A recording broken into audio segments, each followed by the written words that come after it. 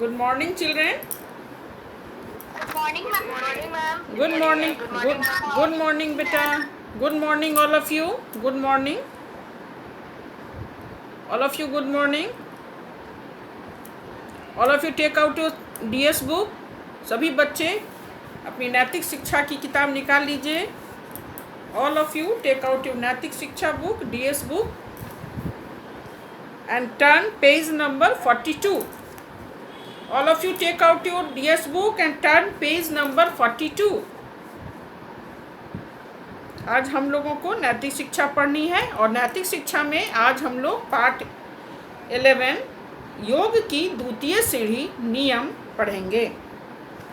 So all of you turn page number 42 chapter 11 योग की द्वितीय सीढ़ी नियम. योग की इसके पहले हम लोग पाठ 10 में क्या पढ़े थे? योग की पहली सीढ़ी. योग की पहली सीढ़ी क्या है? यम. हाँ, तो सबसे पहले बेटा हम जाने कि योग कहते किसे हैं. कोई बता सकते हो योग किसे कहते हैं? योग क्या है? व्हाट इज योग?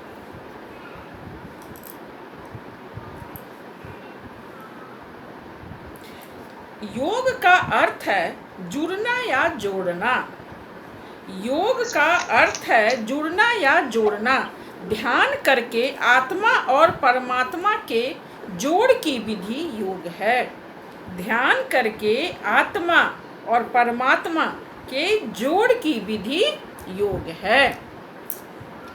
योग का क्या अर्थ है? योग का अर्थ है जुड़ना या जोड़ना. ध्यान करके आत्मा और परमात्मा के जोड़ की विधि योग है. ध्यान करके आत्मा और परमात्मा के जोड़ की विधि योग है ना. ध्यान करके आत्मा और परमात्मा के जोड़ की विधि योग है. योग दर्शन के सूत्रकार कौन थे? महर्षि पतंजलि. योग दर्शन के सूत्रकार कौन थे बेटा? महर्षि पतंजलि. हाँ, उन्होंने क्या कहा? योगस चित्त वृत्ति निरोध, अर्थात चित्त वृत्तियों को रोकने का नाम योग है. चित्त वृत्तियों को रोकने का नाम योग है. योगस चित्त वृत्ति निरोध. चित्त वृत्तियों, चित्त अर्थात मन है ना, तो चित्त वृत्तियों को रोकने का नाम योग है. चित्त का क्या अर्थ होता है? चित्त अर्थात मन. तो चित्त की सारी शक्तियों को बिखेरने से रोककर एकाग्र करके एक काम, एक विषय या एक बिंदु पर लगा देना योग कहलाता है ना. तो चित्त माने मन की सारी शक्तियों को बिखेरने से रोककर एक काम, एक विषय या एक बिंदु पर लगा देना योग कहलाता है. योगस चित्त वृत्ति निरोध. तो योग का क्या अर्थ हुआ? जुड़ना या जोड़ना. ध्यान करके आत्मा और परमात्मा के जोड़ की विधि योग है. योग दर्शन के सूत्रकार कौन है? महर्षि पतंजलि. तो पतंजलि ने कहा योगस चित्त वृत्ति निरोध, अर्थात चित्त वृत्तियों को बिखेरने से रोककर एक काम, एक विषय या एक बिंदु पर लगा देना योग कहलाता है. तो हम लोगों ने इसके पिछले क्लास में तो योग के कितने अंग हैं? बोलो बेटा, योग के कितने अंग हैं? 8 अंग हैं, है ना. कौन कौन? योग के 8 अंग कौन कौन से हैं? कोई बोलो. योग के 8 अंग कौन कौन से हैं? बोलो बेटा. यम, हाँ नियम, हाँ आसन, हाँ प्राणायाम, हाँ प्रत्याहार, हाँ धारणा, हाँ. ध्यान, समाधि. Very good. योग के 8 अंग हैं. इन योग के 8 अंग को 8 सोपान या 8 सीढ़ियाँ भी कहा जाता है. कौन कौन? यम, नियम, आसन, प्राणायाम, प्रत्याहार, धारणा, ध्यान और समाधि. तो योग के 8 अंग हैं जिन्हें 8 सीढ़ियाँ या 8 सोपान भी कहा जाता है. यम, नियम, आसन, प्राणायाम, प्रत्याहार, धारणा, ध्यान और समाधि. तो इसके पिछले अध्याय में हम लोगों ने पढ़ा था योग की पहली सीढ़ी यम. और आज हम पढ़ेंगे योग की द्वितीय सीढ़ी नियम। तो योग की जो द्वितीय सीढ़ी नियम है वो कितने हैं? योग के 8 अंगों में यम के पश्चात नियम का दूसरा स्थान है और यम व्यवहार समाज के क्षेत्र में, यम का व्यवहार समाज के क्षेत्र में होता है और नियम का व्यवहार व्यक्ति के क्षेत्र में होता है। यम का व्यवहार कहाँ होता है? समाज के क्षेत्र में, और नियम का व्यवहार व्यक्ति के क्षेत्र में होता है। नियम कितने हैं बेटा? कितने नियम हैं? 5 नियम हैं। कौन कौन?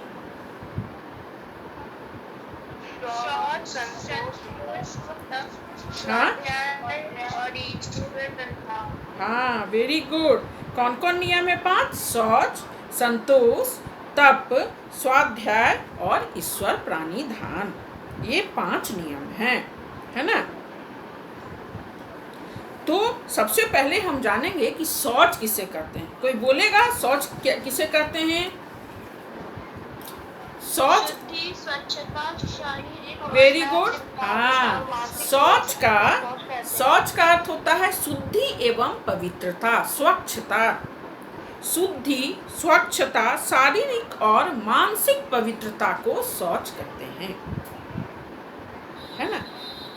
शुद्धि एवं स्वच्छता, पवित्रता, शारीरिक और मानसिक शुद्धि, स्वच्छता और पवित्रता को शौच कहते हैं। स्वच्छता और पवित्रता, चाहे वो शारीरिक हो चाहे वो मानसिक हो। तो शौच हुआ कि शारीरिक और मानसिक शुद्धि एवं पवित्रता, स्वच्छता को शौच कहते हैं, है ना?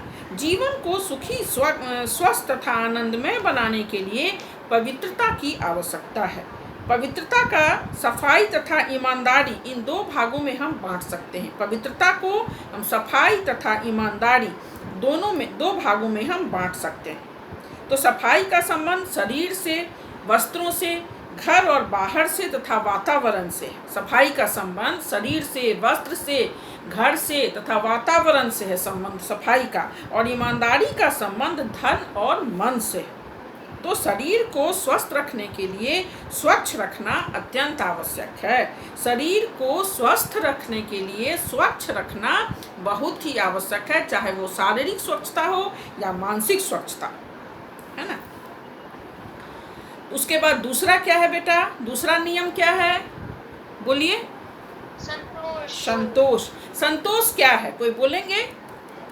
संतोष किसे कहते हैं? संतोष किसे कहते हैं बेटा?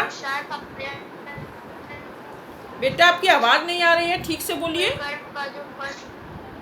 आपकी आवाज नहीं आ रही।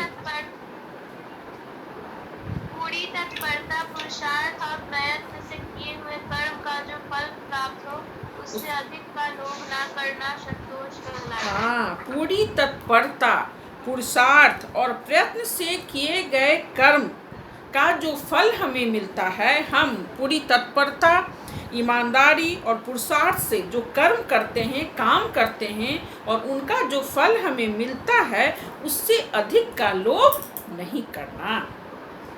पूरी ईमानदारी, तत्परता और पुरुषार्थ से किए गए कर्म से जो फल की प्राप्ति होती है उससे अधिक का लोभ नहीं करना, उससे अधिक का लालच नहीं करना संतोष कहलाता है। जितना है उसमें यदि तुम खुश रहोगे, यही क्या है? संतोषम परमम सुखम। संतोष ही सबसे बड़ा सुख है। संतोष से बड़ा सुख कुछ भी नहीं है। संतोषम परमम सुखम। हम पूरी तत्परता और ईमानदारी और मेहनत से किए गए कर्म का जो फल हमें प्राप्त होता है उससे अधिक का लालच या लोभ नहीं करना संतोष कहलाता है। संतोष सबसे बड़ा हम सुख का साधन है। जो संतुष्ट व्यक्ति ही सबसे सुखी है। किसी व्यक्ति को कितना भी हो जाए, यदि उसे संतोष नहीं होता है तो वो कभी सुखी नहीं रह सकता है, कभी स्वस्थ नहीं रह सकता है। और हो इसी की इच्छा से वो मरा जाता है। तो बोला, कहा भी गया है ना, संतोषम परमम सुखम। संतोष सबसे बड़ा सुख है। सुख का सबसे बड़ा साधन संतोष है। अपनी मेहनत से, तत्परता से, पुरुषार्थ से जो हम काम करते हैं, कर्म करते हैं और उससे जो फल की प्राप्ति होती है, उससे अधिक का लालच नहीं करना, उसी में संतुष्ट रहना संतोष कहलाता है।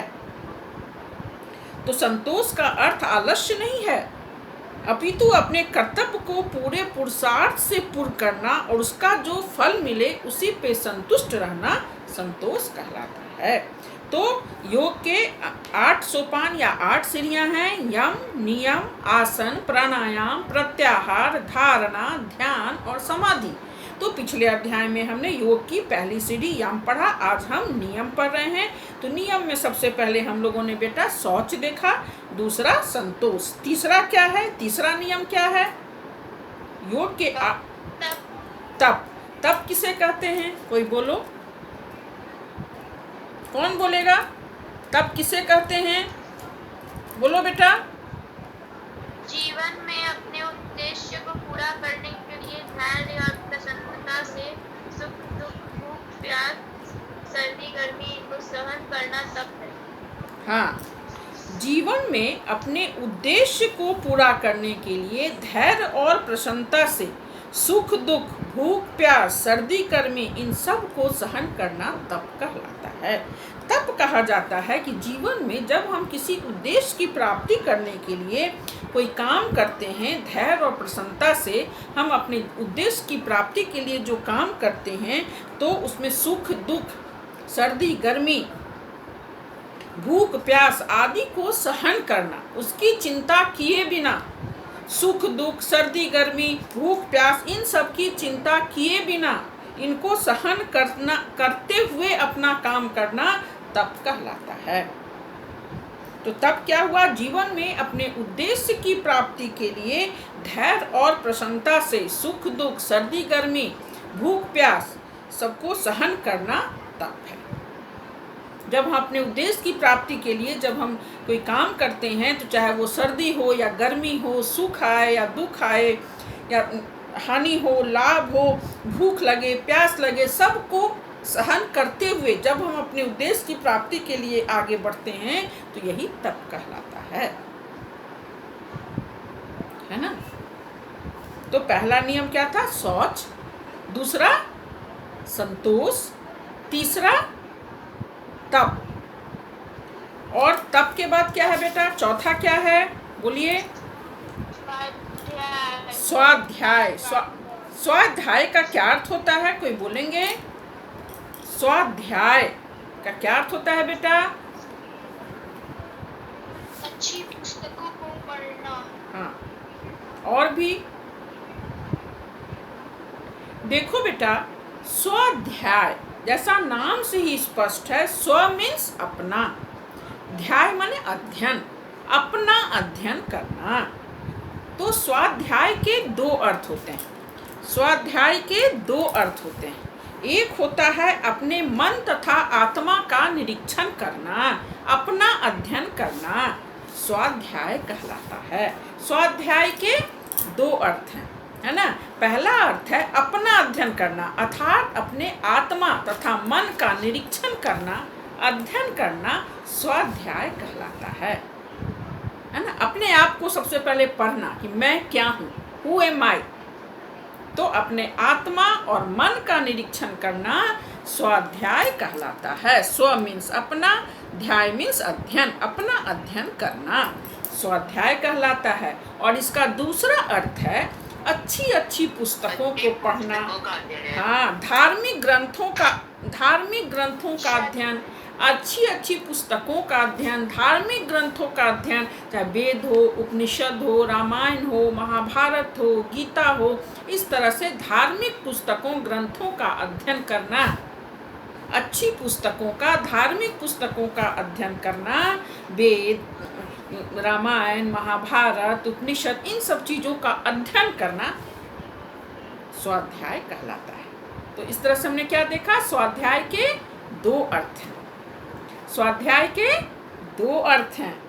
पहला अर्थ है स्व मीन्स अपना, ध्याय मीन्स अध्ययन। तो अपना अध्ययन करना, अपनी आत्मा तथा मन का निरीक्षण करना, अध्ययन करना स्वाध्याय कहलाता है। और स्वाध्याय का दूसरा अर्थ है अच्छी अच्छी पुस्तकें, धार्मिक ग्रंथों को पढ़ना, जैसे वेद है, उपनिषद है, रामायण, महाभारत, गीता, इस तरह से धार्मिक ग्रंथों को पढ़ना, अच्छी पुस्तकों को पढ़ना स्वाध्याय कहलाता है। समझ गए बेटा? क्लियर हो गया? आपसे पूछेगा कि स्वाध्याय के 2 अर्थ होते हैं, कौन कौन? ये क्वेश्चन आपसे पूछ भी सकता है इसमें कि स्वाध्याय का क्या अर्थ है। तो बोलिएगा स्वाध्याय के 2 अर्थ हैं। पहला अर्थ है अपना अध्ययन, अर्थात अपने आत्मा तथा मन का निरीक्षण या अध्ययन करना स्वाध्याय कहलाता है। और दूसरा अर्थ है धार्मिक अच्छी अच्छी पुस्तकों, धार्मिक ग्रंथों का अध्ययन करना स्वाध्याय कहलाता है। बात समझ में आई? समझे ना? हाँ, तो स्वाध्याय का 2 अर्थ हो गया। अब इसका योग के जो 8 हम लोगों ने जो पढ़ा, योग की 8 सीढ़ियाँ हैं, 8 सोपान। उसकी पहली सीढ़ी यम थी, दूसरा नियम है। तो यम का संबंध किससे है? यम का संबंध समाज से है। यम का व्यवहार समाज के क्षेत्र में होता है और नियम का व्यवहार व्यक्ति के निजी क्षेत्र में होता है। तो आज हम लोग पढ़ रहे हैं योग की 2य सीढ़ी नियम। तो नियम का व्यवहार व्यक्ति के निजी क्षेत्र में होता है। तो नियम 5 हैं, शौच, संतोष, तप, स्वाध्याय और ईश्वर प्राणिधान, जिसमें हम लोगों ने शौच, संतोष, तप और स्वाध्याय पढ़ लिया। अब बेटा 5वां नियम है ईश्वर प्राणिधान। तो ईश्वर प्राणिधान किसे कहते हैं? कोई बोलो। ईश्वर प्राणिधान किसे? हाँ, उसी की सेवा में अर्पण कर देना, इसे ईश्वर प्राणिधान कहते हैं। Very good. योग के 8 अंगों में दूसरी उसकी सीढ़ी है नियम, और 5वां नियम है ईश्वर प्राणिधान। ईश्वर प्राणिधान का अर्थ है क्या है? अपने सब कर्मों को, जितने भी हम काम करते हैं, कर्म मीन्स काम, जितने भी काम करते हैं अपने सभी कर्मों को ईश्वर के अधीन मानकर उसी की सेवा में अर्पित कर देना ईश्वर प्राणिधान कहलाता है। ये मानकर कि सब कुछ तो ईश्वर का है, जो भी हम काम कर रहे हैं, जो हमें मिला है, सब तो उन्हीं का दिया हुआ है।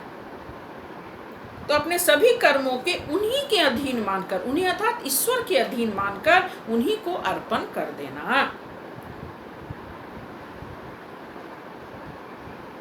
बेटा हम लोग के घर में आप देखते होंगे सत्यनारायण भगवान की पूजा होती है, उसमें आरती जो होता है उसमें एक लाइन है ना, सब कुछ तेरा अर्पण, तुझको अर्पण, क्या लागे मेरा। अर्थात कहने का अर्थ है कि सब कुछ तो तुम्हारा ही है, मेरे पास जो भी है सब तुम्हारा ही दिया हुआ है।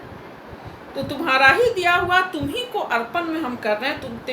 तुझको अर्पण, क्या लागे मेरा, उसमें मेरा क्या जाता है। तो वही बोला गया है अपने सभी कर्मों को, सभी कामों को ईश्वर के अधीन मानकर उन्हीं की सेवा में, चरणों में अर्पित कर देना, उन्हीं के अधीन मानकर उन्हीं को अर्पण कर देना ईश्वर प्राणिधान कहलाता है। माने सब कुछ तो उन्हीं के अधीन, उन्हीं का दिया हुआ है, उन्हीं के द्वारा हम जो भी काम करते हैं, जो भी फल की प्राप्ति होती है, सब हमें ईश्वर के द्वारा ही प्राप्त होता है। उन्हीं के अधीन मानकर उन्हीं को अर्पित कर देना ईश्वर प्राणिधान कहलाता है। ईश्वर प्राणिधान की भावना रखने वाला भक्त व्यक्ति जो भी कर्म करेगा उसे पूरी सावधानी से करेगा, क्योंकि वह जानता है कि उसका सारा कर्म ईश्वर को अर्पण करने के लिए ही है। कुछ लोग होते हैं जो दम्भी होते हैं, स्वाभिमानी होते हैं, वो सोचते हैं अरे ईश्वर क्या, मैंने जो काम किया मेरी मेहनत का कमाई का फल है। लेकिन अपने सभी कर्मों को ईश्वर के अधीन मानकर उन्हीं को अर्पण कर देना ईश्वर प्राणिधान कहलाता है। और जो भी भक्त जो भी कर्म करेगा उसे जो ईश्वर प्राणिधान की भावना रखता है, तो जो भी काम करेगा पूरी सावधानी से करेगा, क्योंकि वह जानता है कि उसका सारा कर्म ईश्वर को अर्पण करने के लिए ही है। जब हम किसी बड़े राज्य अधिकारी या साधु संत महात्मा को श्रद्धा से कोई वस्तु, वस्त्र, फल या मिठाई आदि देते हैं, भेंट करते हैं, तो हमारा क्या प्रयत्न होता है कि हम अच्छे से अच्छी मिठाई, वस्तु, फल, मीठे फल उन्हें दी जाए। फल कच्चा या सड़ा गला न हो, मिठाई शुद्ध घी का हो। जब भेंट भगवान को करनी हो तो भी क्या यही प्रयत्न नहीं होगा कि हम उन्हें अच्छे से अच्छा चीज अर्पित करें, तो अच्छे से अच्छे हम अपने उनका कर्म उन्हीं के अधीन मानकर उन्हीं को अर्पित कर दें। जब गलत कर्म ना होने पर मन में लगता है ना कोई हम गलत काम नहीं करें। जो भगवान का सच्चा भक्त होता है, जो ईश्वर प्राणिधान को मानता है, उसके मन में तो होता है ना कि हमसे कोई गलत कर्म ना हो जाए, कोई गलत काम ना हो जाए। तो मन वचन कर्म ऐसे हों जो उनके द्वारा जो कुछ भी हो उसे प्रभु के सामने भेंट करते समय हमें लज्जा नहीं, अपने आप पर हमें ग्लानि नहीं हो, हमें अपने आप पर लज्जा नहीं हो कि हम गलत काम कर रहे हैं। तो ईश्वर प्राणिधान का अर्थ हुआ कि अपने सभी कर्मों को ईश्वर के अधीन मानकर उन्हीं की सेवा में अर्पित कर देना ईश्वर प्राणिधान कहलाता है। तो इस तरह से बेटा आज हम लोगों ने योग की दूसरी सीढ़ी नियम पढ़ा। तो नियम कितने हैं? 5 हैं। शौच, संतोष, तप, स्वाध्याय और ईश्वर प्राणिधान। तो आइए बेटा अब all of you turn page number 46। सभी बच्चे पेज नंबर 46 निकाल लीजिए, हम लोग इसका अभ्यास देखते हैं। सबसे हाँ, तो देखिए बेटा पहला है क्वेश्चन, नियम कितने हैं और कौन कौन से हैं? तो ये तो आप सब जानते हैं, नियम कितने हैं? 5 नियम 5 हैं। हाँ, और कौन कौन है? शौच, संतोष, तप, स्वाध्याय और ईश्वर प्राणिधान। हाँ, तो see all of you turn page number 42 and see जो सेकेंड पैराग्राफ में है कि नियम 5 है, शौच, संतोष, तप, स्वाध्याय और ईश्वर प्राणिधान। तो क्वेश्चन नंबर 1 का आंसर है पेज नंबर 42 में सेकेंड पैराग्राफ जो है वो 5 लिख दीजिएगा। नियम 5 है और 5 का नाम दे दीजिएगा। क्वेश्चन किस पेज नंबर पे है? Page number 40। अब टर्न कीजिए पेज, आपके पास बुक नहीं है बेटा? अरे 46 45 तक तो हमने ईश्वर प्राणिधान ही पढ़ा है। क्वेश्चन नंबर 46 पे पेज नंबर 46 पे अभ्यास दिया हुआ है। पहला क्वेश्चन है नियम कितने हैं और कौन कौन से हैं? तो इसका आंसर पेज नंबर 42 में दिया हुआ है, नियम 5 हैं। और कौन कौन से हैं? तो शौच, संतोष, तप, स्वाध्याय और ईश्वर प्राणिधान। पेज नंबर 42 में सेकेंड पैराग्राफ क्वेश्चन नंबर 1 का आंसर है। अब क्वेश्चन नंबर 2 है, शौच नामक नियम का क्या अभिप्राय है? तो पेज नंबर 42 में शौच शीर्षक के अंतर्गत जो बातें दी गई हैं इन्हें आप अपने शब्दों में लिखेंगे कि शौच का क्या अभिप्राय है। तो शौच का अर्थ है शुद्धि, पवित्रता, स्वच्छता। तो शारीरिक और मानसिक शुद्धि, स्वच्छता और पवित्रता शौच कहलाता है। शारीरिक और मानसिक स्वच्छता और पवित्रता शौच कहलाता है। पेज नंबर 42 का ही शौच शीर्षक के अंतर्गत जो है वही आपका क्वेश्चन नंबर 2 का आंसर है कि शौच नामक नियम का क्या अभिप्राय है। तो शौच नामक नियम का अभिप्राय है शुद्धि एवं स्वच्छता, पवित्रता। शारीरिक और मानसिक स्वच्छता और पवित्रता को शौच कहते हैं। इसका ये अभिप्राय है, शौच में स्वच्छता, तो सिर्फ शारीरिक नहीं मानसिक भी। तो शारीरिक और मानसिक स्वच्छता एवं पवित्रता को शौच कहते हैं। तो पेज नंबर 42 में शौच शीर्षक के अंतर्गत क्वेश्चन नंबर 2 का आंसर है।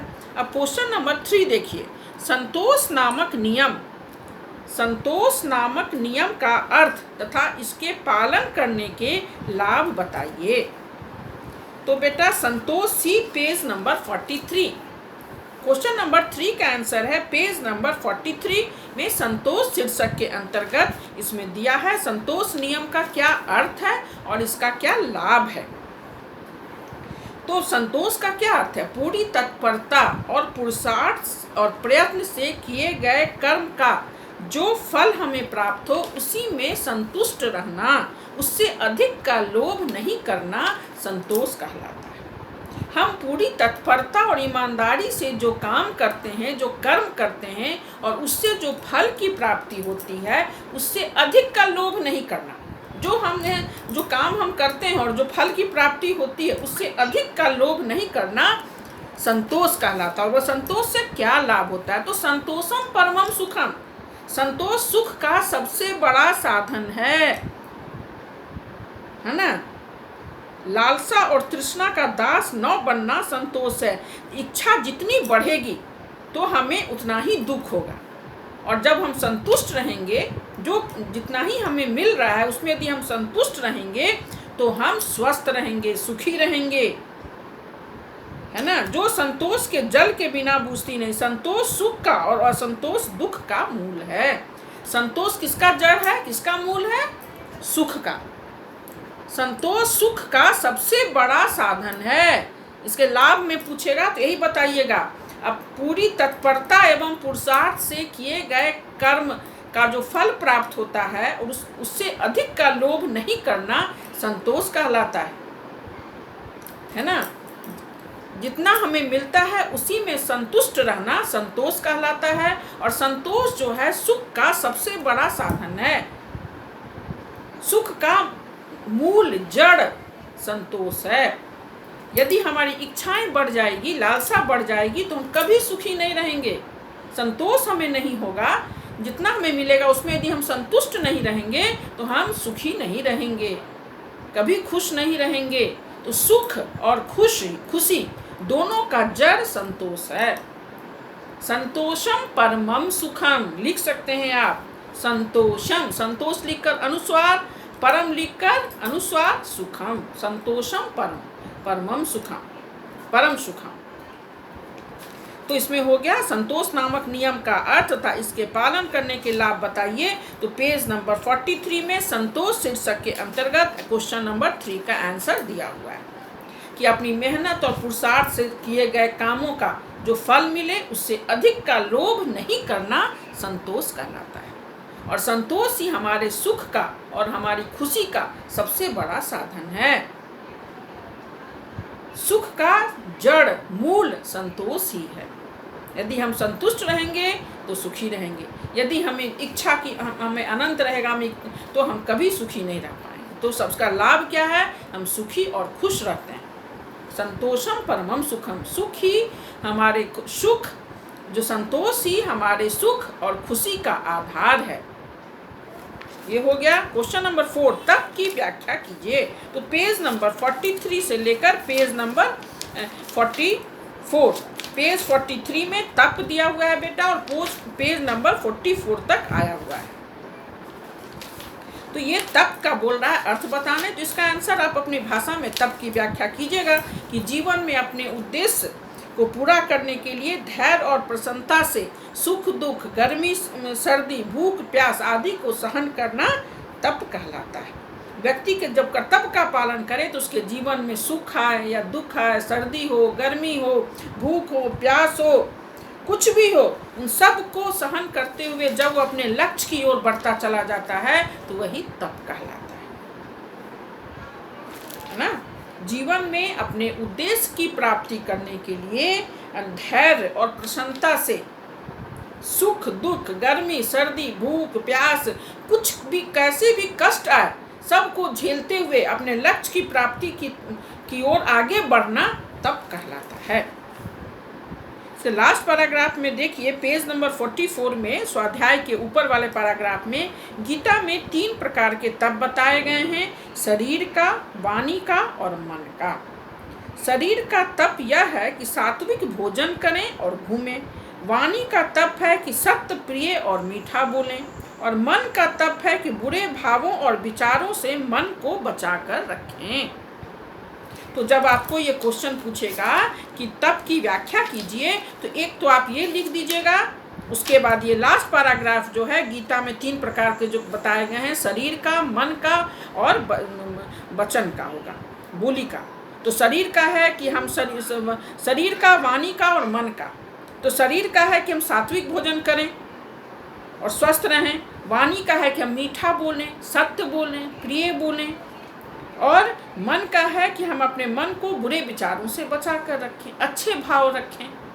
यही तप हो गया। तप हुआ अपनी पूरी तत्परता एवं मेहनत से अपने किए गए कर्मों को सुख दुख, सर्दी गर्मी, लाभ हानि की परवाह किए बिना सभी दुखों को झेलते हुए अपने लक्ष्य की ओर आगे बढ़ना तप कहलाता है। गीता में श्री कृष्ण ने 3 प्रकार के तप बताए हैं, एक शरीर का, एक मन का और एक वाणी का। तो शरीर का है कि हम सात्विक भोजन करें, अपने शरीर भोजन पर कंट्रोल रखें, जो देखें वो खाने नहीं लगे, सात्विक भोजन करें। वाणी सत्य और मधुर बोलने, प्रिय बोलना। और मन को पवित्र रखना, बुरे भाव मन में नहीं आने देना, यही तप कहलाए। क्वेश्चन नंबर 5, स्वाध्याय के 2 अर्थ बताइए। तो मैंने तो बता ही दिया है बेटा, स्वाध्याय चैप्टर में, स्वाध्याय में पेज नंबर 44 स्वाध्याय की व्याख्या है, पेज नंबर 44 से पेज 45 फर्स्ट पैराग्राफ है इसका। तो क्वेश्चन नंबर 5 का आंसर इसी में दीजिएगा। स्वाध्याय का मैंने 2 अर्थ बता दिया ना, अपने लैंग्वेज में लिख दीजिएगा। स्वाध्याय के 2 अर्थ हैं, है ना। स्वाध्याय के 2 अर्थ हैं, स्व अध्याय में अपना अध्ययन करना, अपने आत्मा तथा मन का निरीक्षण करना, और दूसरा अच्छी अच्छी पुस्तकों, धार्मिक ग्रंथों जैसे रामायण, महाभारत, गीता, उपनिषद, वेद, इनका अध्ययन करना स्वाध्याय कहलाता है। लास्ट है, ईश्वर भक्ति आपके अपने कर्म से कैसे होती है। तो आप जैसा कर्म करेंगे, अपने सभी कर्मों को, अपने सभी कर्मों के फल को ईश्वर प्राणिधान, ये जो पेज नंबर 45 में ईश्वर प्राणिधान जो है वही आंसर 6, इसी शीर्षक के अंतर्गत से आप अपने शब्दों में इसका आंसर देंगे कि जो भी काम हम करते हैं ईश्वर के अधीन मानकर उन्हीं को अर्पित कर देना। हम अपने अच्छे कर्म करेंगे, है ना, तो ईश्वर भक्ति हमें अच्छी जगेगी। अच्छा व्यवहार रखेंगे, जो दुखियारे हैं उनकी मदद करेंगे, अपने सभी कामों को अहंकार नहीं मन में लाएंगे, घमंड नहीं करेंगे कि सब हम अपने से करते नहीं, ईश्वर के अधीन मानकर उनको अर्पित करेंगे।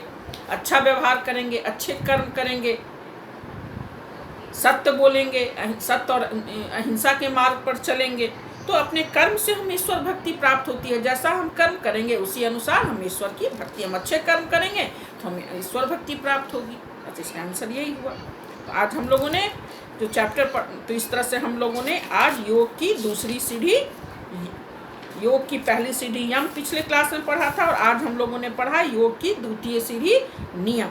तो नियम का संबंध क्या है, नियम का व्यवहार व्यक्ति के निजी क्षेत्र में होता है। तो नियम 5 हैं, शौच, संतोष, तप, स्वाध्याय और ईश्वर प्राणिधान। तो इन 5 नियमों को आज हम लोगों ने अच्छे तरीके से पढ़ा, और मुझे उम्मीद है कि आप अच्छे तरीके से जरूर समझ गए होंगे। समझ गए कि कोई दिक्कत है बेटा, कोई प्रॉब्लम है किसी को? No ma'am. वेरी गुड, ठीक है बेटा, चलिए बाय।